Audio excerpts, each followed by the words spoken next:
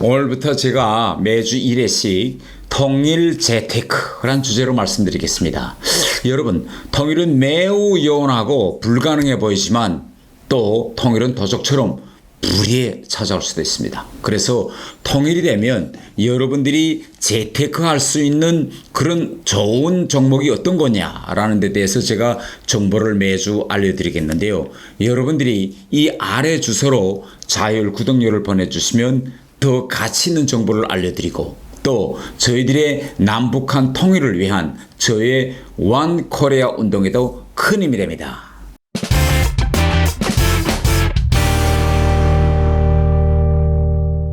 자, 그럼 오늘 통일 재테크 시간에는 돈 얘기를 좀 해보려고 합니다. 지금 한국은 물론 해외에서 일부 외국인들이 남북한이 통일이 되면 남한 통일정부가 북한의 안정화를 위해서 북한 화폐를 일정한 환율로 교환해 주면서 점차 북한 화폐를 없애겠는데, 북한 화폐를 지금 매우 좋은 환율로 미리 사두면 통일이 될 때 환율 차익을 이용해서 돈을 좀 벌 수 있지 않을까라고 많이 문의하고 계십니다. 그럼 북한 화폐를 지금 좋은 환율로 미리 사두는 것이 좋은 통일 재테크 항목이 될 수 있을까라는 문제인데요.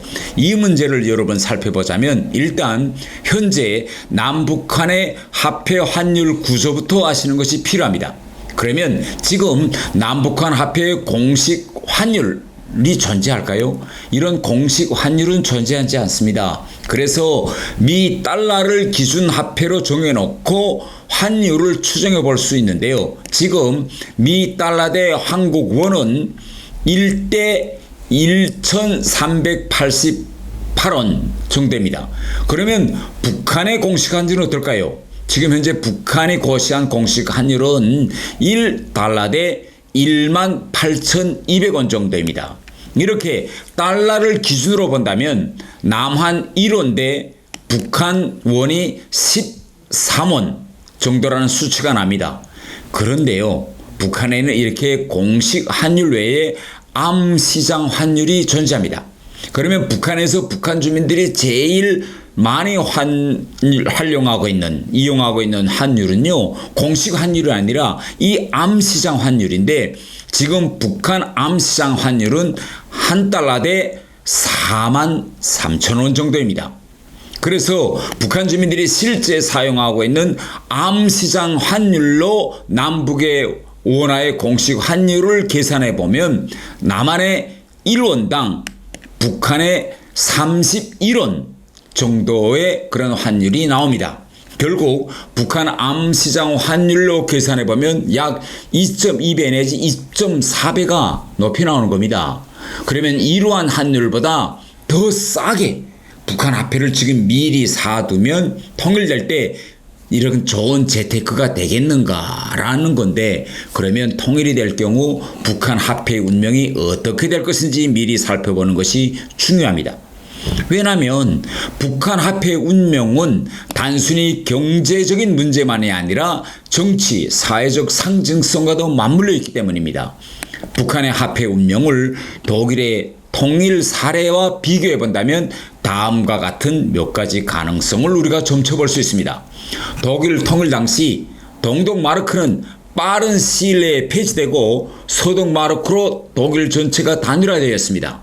따라서 북한 원도 통일 후 법정 화폐의 지위를 잃고 남한의 원화로 단일화될 가능성이 가장 높습니다.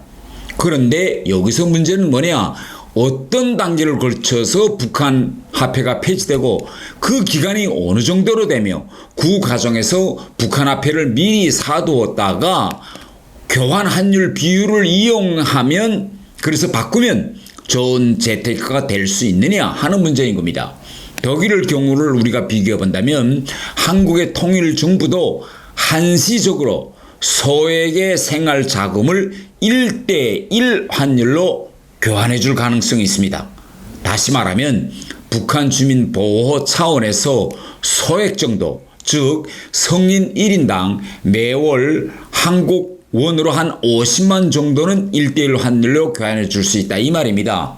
이 경우 북한 원의 가치는 거의 무가치에 가깝기 때문에 공식 환율 대신 정치적 배려 환율 차원이라는 그런 성격이 매우 강합니다.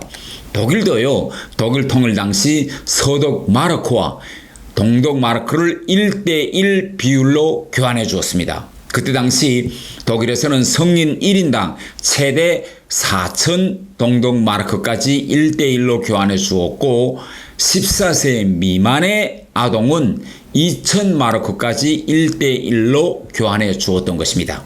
그 이상은 1대1 비율로 교환해 주었습니다. 또 동독 기업 및 국가 재정 자산도 대부분 1대1 비율로 교환해 주었는데요. 그런데 지금 북한의 경우는요, 동독과도 또 다릅니다. 양극화 현상이 독일 통일 당시의 동독보다 더 지금 심하기 때문에 투기 차단을 위해서 북한의 고위 간부나 부유층이 축적한, 또 북한의 돈주들이 축적한 대규모 북한 원은 교환 한도를 제한하거나 차등 지급해 줄 가능성이 매우 높다, 이 말이겠습니다. 일각에서는 북한 원을 제한적으로 인정하면서 일정한 기간, 말하자면 1년 혹은 2년 동안 사용을 허용하는 이런 병행 사용, 이런 안도 제기하고 있는데, 이렇게 되면 암시장 환율이 따로 형성돼서 혼란이 지속될 수 있기 때문에 이렇게 2년 동안이라는 오랜 기간의 병행 사용은 저는 위험하다고 봅니다.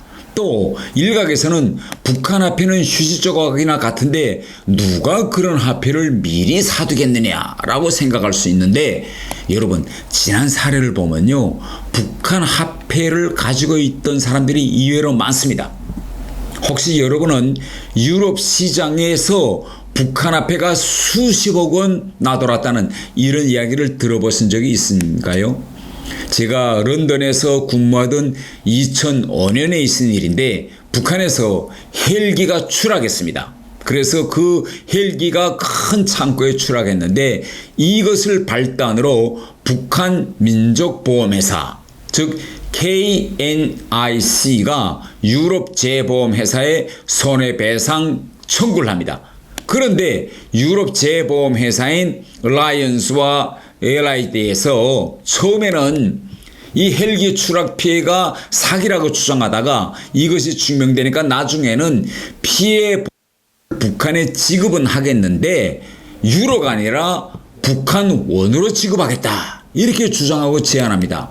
당시 북한의 청구액이 4,430만 유로였는데 영국 재보험회사가 이 4,430만 유로를 그때 북한 당국이 공식 고시한 공식 환율, 즉 1유로 대 170원 내지 200원으로 환산해서 계산해서 북한 화폐로 지불하겠다, 이렇게 제안합니다. 이래서 분쟁이 생겨서 결국은 재판까지 갔던 이런 사건이죠.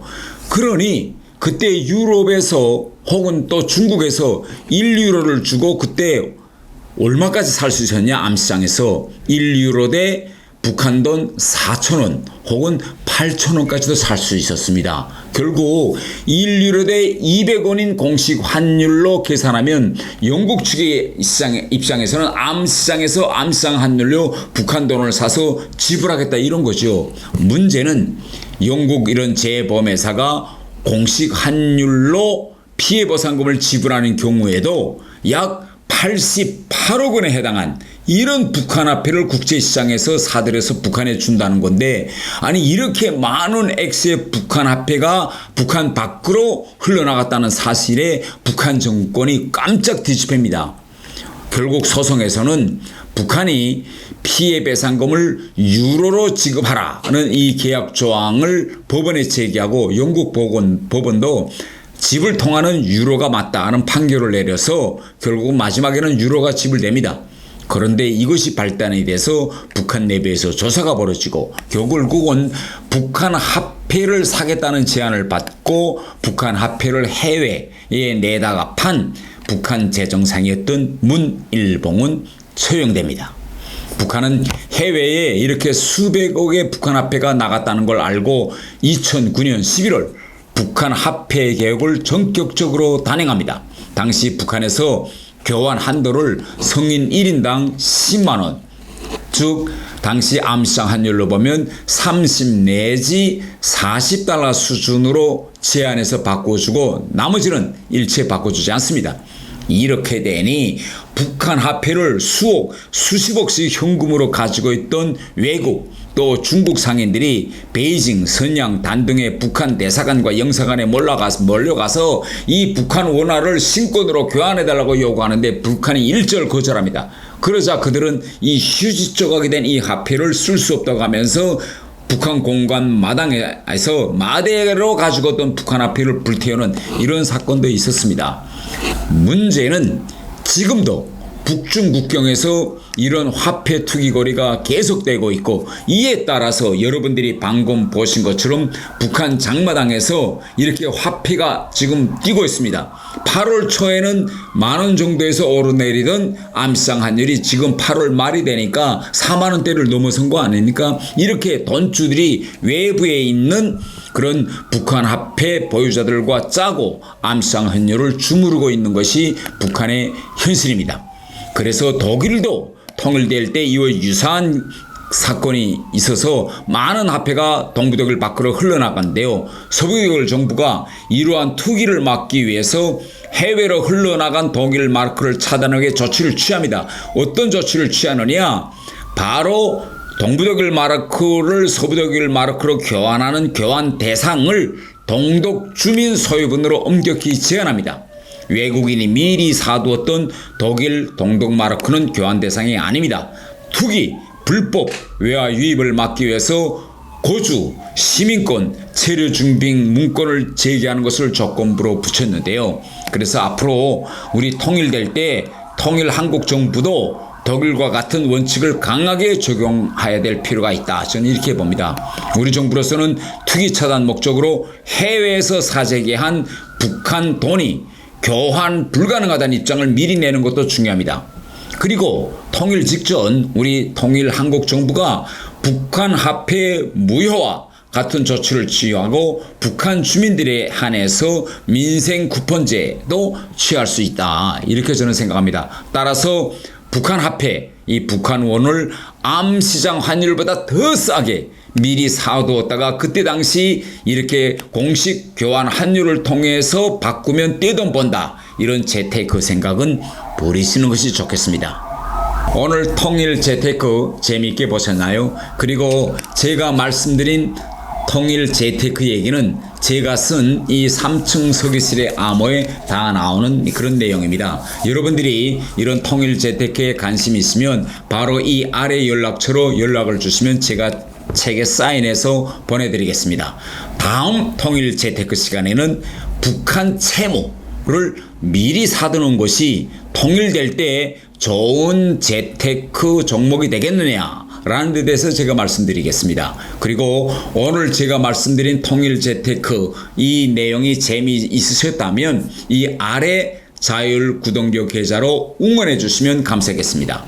여러분이 보신 것처럼 이 통일 그 자율 구독료 계좌 이름이 원코리아 계좌인데, 여러분이 보내주시는 귀한 정성은 단순한 영상 제작을 넘어서 한반도에 이 두 개 국가를 만들려는 세력에 맞서서 완코리아 운동을 펼친 일에 쓰이게 됩니다. 여러분들도 저희들과 함께 완코리아 운동에 동참해 주시기를 부탁드립니다.